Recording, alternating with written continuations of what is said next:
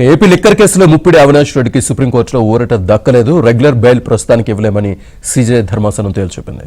Trial కోర్టులో Avinash Reddy custody petition pending లో ఉన్నందున రెగ్యులర్ బెయిల్ పై నిర్ణయాన్ని వాయిదా వేసింది.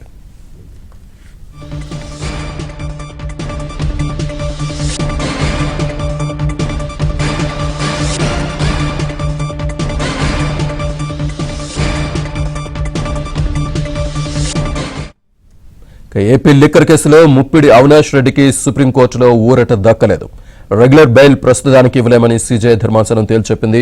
ట్రయల్ కోర్టులో Avinash Reddy custody petition pending లో ఉన్నందున రెగ్యులర్ బెయిల్ పై నిర్ణయాన్ని వాయిదా వేసింది. పూర్తి డీటెయిల్స్ మా ఢిల్లీ బ్యూరో చీఫ్ కృష్ణ అందిస్తారు. కృష్ణ, శ్రీనివాస్, చీఫ్ జస్టిస్ నేతృత్వంలో ధర్మాసనం ముందు ఈ కేసు విచారణ జరిగింది. విచారణలో కోర్టు కొన్ని కీలకమైనటువంటి అంశాలను కూడా వెల్లడించింది. ప్రస్తుతం ఉన్నటువంటి పరిస్థితుల్లో అవినాష్ రెడ్డికి రెగ్యులర్ బెయిల్ ఇవ్వలేమని కూడా ధర్మాసనం స్పష్టం చేసింది. సాధారణంగా ఛార్జ్ షీట్ దాఖలు చేసిన తర్వాత కస్టడీ అవసరం లేదని భావిస్తుంటారు. అయితే ఈ కేసులో అవసరమైతే ఛార్జ్ షీట్ తర్వాత కూడా నిందితుని కస్టడీలోకి తీసుకుని విచారించే అధికారం దర్యాప్తు సంస్థలకు ఉంటుందని కోర్టు అభిప్రాయపడింది.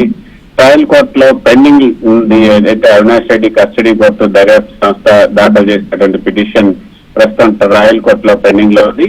ఆ పిటిషన్ పైన నిర్ణయం వెలువడే వరకు రెగ్యులర్ బెయిల్ అంశాన్ని పరిశీలించలేమని కూడా సుప్రీంకోర్టు స్పష్టం చేసింది. తదుపరి విచారణను ధర్మాసనం వచ్చే వారానికి వాయిదా వేసింది. గత వైసీపీ ప్రభుత్వంలో ఏదైతే దాదాపు 3,500 కోట్ల మద్యం కుంభకోణం జరిగింది. ఇందులో అవినాష్ రెడ్డి కీలక వ్యూహకర్తగా వ్యవహరించారని కూడా సిట్ ఆరోపించింది.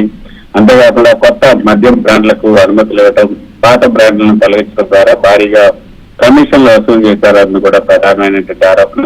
ఫిబ్రవరి చివరిలో సుప్రీంకోర్టు ముందస్తు బెయిల్ నిరాకరిస్తూ ఈ ఫిబ్రవరి 26లోగా ఏదైతే లొంగిపోవాలని ఆదేశించడంతో ఆయన విజయవాడలో సిట్ ఎదుట లొంగిపోయారు.